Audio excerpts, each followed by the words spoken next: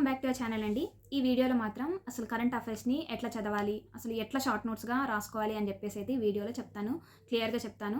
So వీడియోని చివరి వరకు చూడండి. సో నార్మల్గా ఏంటిదంటే మనం ఏదైనా ఎగ్జామ్కి ప్రిపేర్ అవుతున్నప్పుడు జనరల్ స్టడీస్ ఎంత బాగా చదువుతామో కరెంట్ అఫైర్స్ని కూడా అంతకంటే బాగా చదవాలి. ఎందుకంటే మనకు అందులోనైనా క్వశ్చన్ మనకు ఇదా అదా అన్న డౌట్ ఉంటుంది. కానీ కరెంట్ అఫైర్స్ ఏంటిదంటే మనం బిట్స్ని రెగ్యులర్గా చూడడం వల్ల క్వశ్చన్కి మన ఆన్సర్ కరెక్ట్గా ఐడెంటిఫై చేస్తాం అనమాట.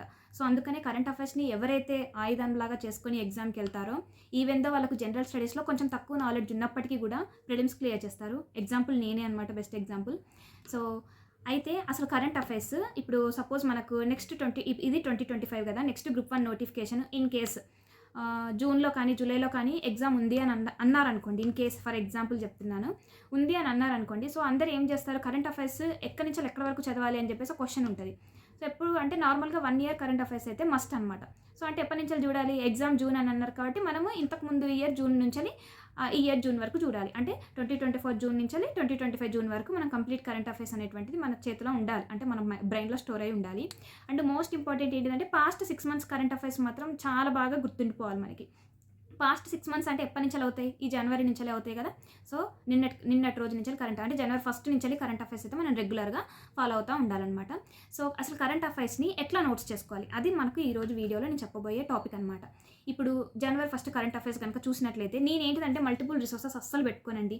నన్ను అడిగితే ప్రతిరోజు కరెంట్ అఫైర్స్ని చదివితే అది చాలా బెనిఫిట్. ఎంత బెనిఫిట్ అంటే నేను సెకండ్ టైం కూడా గ్రూప్ 1 ప్రిలిమ్స్ని క్లియర్ చేయగలిగాను. అంటే మంచి స్కోరే వచ్చింది. అప్పుడు ఏం మనకు లిస్ట్ రాలేదులేండి ప్రిలిమ్స్, కానీ అప్పుడు మాత్రం నాకు 76 marks వచ్చినాయి అనమాట గ్రూప్ 1లో. సో అప్పుడు నేను అనాలిసిస్ చేసుకున్నా, ఫస్ట్ గ్రూప్ 1కి సెకండ్ గ్రూప్ 1కి డిఫరెన్స్ ఏంటి అని అంటే కరెంట్ అఫైర్సే అనమాట, మెయిన్ కరెంట్ అఫైర్సే. సో అప్పుడు కరెంట్ అఫైర్స్లో మాక్సిమం నేను కరెంట్ అఫైర్స్ క్వశ్చన్స్ 20 పడితే 18 వరకు నేను కరెక్ట్ చేయగలుగుతున్నాను అని అంటే రెగ్యులర్గా నేను కరెంట్ అఫైర్స్ని ఫాలో అవ్వడమే. నేను హరీష్ అకాడమీ ఒక్కటే ఫాలో అయ్యానండి. ఇంతకుముందు ఫస్ట్ అటెంప్ట్ ఇచ్చినప్పుడు నాకు అసలు హరీష్ అకాడమీ అంటే ఏంటో కూడా నాకు తెలియదు. సో అప్పుడు తెలియకపోవడం వల్ల అసలు కరెంట్ అఫైర్స్ మొత్తానికే వదిలేసి జనరల్ స్టడీస్ చదివి దాని మీదనే డిపెండ్ అయ్యాను. అందుకే అది పోయింది నాకు. సో ఇంకా అప్పటి నుంచి ఎప్పుడైతే నాకు ఎక్స్పీరియన్స్ అయిందో అప్పటి నుంచి కరెంట్ అఫైర్స్ని నేను ఆయుధంలాగా మార్చుకుంటూ వస్తున్నాను అనమాట ప్రతి ఎగ్జామ్కి. సో ఏం చేయాలంటే ఏదో ఒకటే రిసోర్స్ని రెగ్యులర్గా ఫాలో అవ్వాలి. నేనైతే ఎప్పుడు మంత్ కరెంట్ అఫైర్స్ అయితే చదివేదాన్ని, అది నాకు రివిజన్ లాగా ఉపయోగపడేది. సో నేనైతే ప్రతిరోజు కరెంట్ అఫైర్స్ చదివేదాన్ని, అంటే ప్రతిరోజు చాలా బండిల్స్ అవుతాయి. ఇప్పుడు నేను ఈ ఇయర్ స్టార్ట్ చేశాను కదా, సో ఇట్లా ఇప్పుడు పిన్ కొట్టలేదు. సో నిన్నటి నుంచి అంటే నిన్నటిది ఈరోజు స్టార్ట్ చేశాను కదా, ఇంకా పిన్ కొట్టాలి. సో ఇట్లయితే నేను కొన్ని బంచ్ ఆఫ్ పేపర్స్ తీసుకొని పిన్ కొట్టేసి హాఫ్కి ఫోల్డ్ చేసి ఇట్లా రాస్తాను అనమాట. సో ఒక 1 monthకే నాకు ఒక 30 pages దాకా అవుతాయి అనమాట ఇట్లా. సో ఇవన్నీ ఇన్ని అయితే మనకి ఎగ్జామ్ వరకు ఇవన్నీ చదవాలంటే ఇన్ని అయినాయి అని చెప్పేసి మనం మైండ్లో స్టోర్ చేసుకోవద్దు. అట్లా అమ్మో ఇన్నా అని అనుకోవద్దు. ఎందుకంటే ఆల్రెడీ మనం చదివి ఉంటాం కాబట్టి జస్ట్ ఇట్లా చూసుకుంటూ వెళ్ళిపోవడమే, చాలా ఫాస్ట్గా అయిపోతుంది. నన్ను నమ్మండి, ఎందుకంటే ఇందులో నేను ఏమీ అన్నెసరీగా అసలు ఫాల్స్ న్యూస్ అయితే అసలు ఏం చెప్పట్లేను, ఫాల్స్ డేటా ఏమి ఇవ్వట్లేను. సో కరెంట్ అఫైర్స్ని ఇప్పుడు జనవరి 1st న్యూస్ కనుక ఎవరైనా చూసినట్లయితే నేనేమంటున్నానంటే అందులో ఒకసారి అన్ని ఎవరికైనా ఐడియా ఉంటే, ఇన్ కేస్ మీరు చూడలేకపోతే ఇప్పుడు ఈ వీడియోని ఇక్కడ స్టాప్ చేసి హరీష్ అకాడమీకి వెళ్ళి ఒకసారి సార్ చెప్తారు, ప్రవీణ్ సార్ ఆ రోజు చెప్పిన కరెంట్ అఫైర్స్ అన్నీ ఒకసారి స్పీడ్లో పెట్టుకొని చూసేసి మళ్ళీ వీడియోని ఇక్కడ నుంచి అంటే ఇక్కడ నుంచి ప్లే చేసుకొని చూడండి. సార్ ఏం చెప్పారంటే ఫస్ట్ న్యూస్ ఏంటిదంటే, అందులో కూడా సార్ చెప్పే అన్ని న్యూస్ నేను ఫాలో అవుతాను అంటే అందులో నేను కొన్ని మాత్రమే ఫాలో అవుతాను, అవి కూడా చెప్తాను ఒక ఆస్పిరెంట్గా. సార్ ఏంటిదంటే అన్ని న్యూస్ చెప్పాలి, కానీ మనం ఏంటిదంటే ఒక ఆస్పిరెంట్గా ఏవి ఎగ్జామ్లో పడతాయి, ఏవి ఎగ్జామ్ని ఎక్కువ ఫోకస్ చేస్తున్నాడో అవే చూస్తాను అనమాట. నేను అవే రాసుకుంటాను కూడా, అవి కూడా నేను మీకు ఈ వీడియోలో చూపిస్తాను. ఫస్ట్ ఏమన్నారంటే గాజు వంతెనని, అంటే మన దేశంలోనే మొట్టమొదటి గాజు వంతెనని నిర్మించారని చెప్పేసి అన్నారు. సో యాజ్ ఏ ఆస్పిరెంట్గా మనం ఏంటిది, ఓకే గాజు వంతెన నిర్మించారు, అదొక ఫస్ట్ లైన్, అక్కడ వరకు అది రాసేసి ఎక్కడ ప్లేస్ కన్యాకుమారి, ఎవరు స్టార్ట్ చేశారంటే తమిళనాడు సీఎం స్టాలిన్ గారు. సో అది అక్కడ వరకే, ఇంకంతకుమించి అంత అవసరం లేదు మనకి.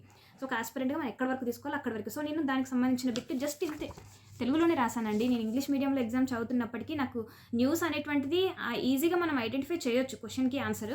సో నేను ఇంతే అనమాట, ఇంతకుమించి నేను అన్నెసరిగా ఏమి రాయను. ఇక్కడి వరకు ఈ ఒక న్యూస్కి ఇంతే. మనం అంతా ఫుల్ లెంత్గా రాసినాం అనుకోండి, రివిజన్ చేసేటప్పుడు ఇంకా ఎంత పెద్దగా అవుతుంది మనకు బుక్ చదవాల్సింది. అందుకని చాలా షార్ట్ ఫామ్గా రాసుకుంటాను. ఒక పేజీలో మ్యాక్సిమం ఇక్కడి వరకు వచ్చేటట్టే చూస్తాను అనమాట. నెక్స్ట్ ఐఐటి బాంబే గురించి అడిగారు. ఇట్లా ఐఐటి మీద క్వశ్చన్ వచ్చినప్పుడు ఏంటిదంటే అసలు ఏ ఐఐటి అండ్ దేని మీద చేస్తున్నారు అంతే. ఇయర్కి సంబంధించింది టినిటస్ వ్యాధి గురించి నేను అంతే, అసలు అంత ఇండెప్త్గా కూడా నేను ఆలోచించాను. అదేమన్నారు, ఆ వ్యాధి ఏంటిది, అది దేనికి సంబంధించి అంటే చెవికి సంబంధించింది, ఎవరు ఐఐటి బాంబే, అంతే close. Next Coast line, India's Coast line 11,000 కిలోమీటర్లు అంట. అది అసలు అంత ఇన్‌డెప్త్‌గా కూడా నేను చూడలేదు. కొన్ని ఏంటిదంటే ఇక్కడ వరకు చూస్తే సరిపోతదనమాట. సో, ఇది హాఫ్ నాలెడ్జ్ కదా అని మీరు అనొద్దు. మనకేంటిదంటే మనం పీహెచ్‌డీ చేయట్లేము ఎగ్జామ్‌లో. మనం ప్రిలిమ్స్ పాస్ కావాలి. నా మెయిన్ అయితే అదే. మెయిన్స్‌లో మనం డిగ్ చేద్దాం. మెయిన్స్‌లో మనం బాగా ఇన్‌డెప్త్‌గా కంటెంట్ తెలుసుకొని మన కంటెంట్‌లో ఏది పాయింట్ ఏది హైలైట్‌గా చేయాలి, ఏది ఎక్కడ ఇంట్రడక్షన్‌లో పెట్టాలి, ఏది బాడీలో ఉండాలి, ఏది కంక్లూజన్‌లో పెట్టాలి, ఎక్కడ కరెంట్ అఫైర్స్ యాడ్ చేయాలి, అవన్నీ మనం మెయిన్స్‌లో చూసుకుందాం. ప్రిలిమ్స్ జస్ట్ పాస్, మనం క్లియర్ చేయాలి. అక్కడ మనం ఏమీ ఆన్సర్స్ రాయం కదా. క్వశ్చన్ చూడాలి, ఆన్సర్ చూడాలి, ఫైండ్ అవుట్ చేయాలి, ఖతం మార్క్ పడ్డదా బయటకు వచ్చేయడం అంతే. అట్లా నెక్స్ట్ ఇస్రో ఏమన్నారు, నెక్స్ట్ న్యూస్ ఏమన్నారంటే ఇస్రో 99th ప్రయోగం అయితే అయిపోయింది. ఈ ఇయర్లో 100th ప్రయోగం చేస్తున్నారంట. ఇస్రోకి సంబంధించిన చైర్మన్ మనందరికీ తెలుసు, సోమనాథ్ అని. సో అందులో నెక్స్ట్ ప్రయోగం చేసిన దాంట్లో ఏంటిదంటే GSLV AF-15 లేదంటే NVS-02 AF-15. నేను అందులో ఏం నోట్ చేసుకోలేదు. సో ఇక్కడ ఏంటిదంటే GSLV దాని యొక్క నేము AF-15. సో ఇక్కడ వరకు రాసుకున్నాను అంతే. అదేంటిది శతప్రయోగానికి ఇస్రో అని, అది హెడ్డింగ్ అనమాట. నాకు అది గుర్తుకు రావాలి అని చెప్పేసి నేను ఇట్లా రాసుకున్నాను అంతే. మళ్ళీ అంటే స్పేస్లోకి వెళ్ళడానికి ఎలివేటర్ తీసుకొద్దామని చెప్పేసి ఒక దేశం అయితే ముందుకు వచ్చింది. ఆ దేశం పేరేంటిది? జపాన్. ఇంతే. నేను ఇంతకు మించి ఎక్స్ట్రా వెళ్ళను. అది ఇంకేమైనా దేనితోటైనా టైఅప్ అయిందా, ఇద్దరు కలిసి చేస్తున్నారా, ఇంతకు మించి ఎక్కువ అడగడు. అసలు ఇట్లాంటి టాపిక్స్ కూడా తీసుకురావాలంటే కొంచెం కష్టమే. Next Santosh trophy. ఈ ట్రోఫీల గురించి కొంచెం ఇన్‌డెప్త్‌గా చూసుకోవాలి. అంటే అంత డిగ్ చేయాల్సిన అవసరం లేదు. ఎవరు మ్యాన్ ఆఫ్ ది మ్యాచ్ ఇట్లా ఉంటాయి కదా క్రికెట్లో. సో ఇంత అవసరం లేదు దీనికి ఎట్లా చూడాలంటే చూడాలి ఏంటి సంతోష్ ట్రోఫీ అసలు దేనికి రిలేటెడ్, ఏ క్రీడకి రిలేటెడ్? ఫుట్బాల్. నెక్స్ట్ ఎన్నోసారి గెలిచింది. ఒకవేళ ఏమన్నా హైలైట్ థింగ్స్ ఉన్నాయనుకో 33rd టైం అంటే 33వ టైటిల్ని గెలుచుకుందంట. ఎవరు? బెంగాల్. ఎవరి మీద? కేరళ మీద.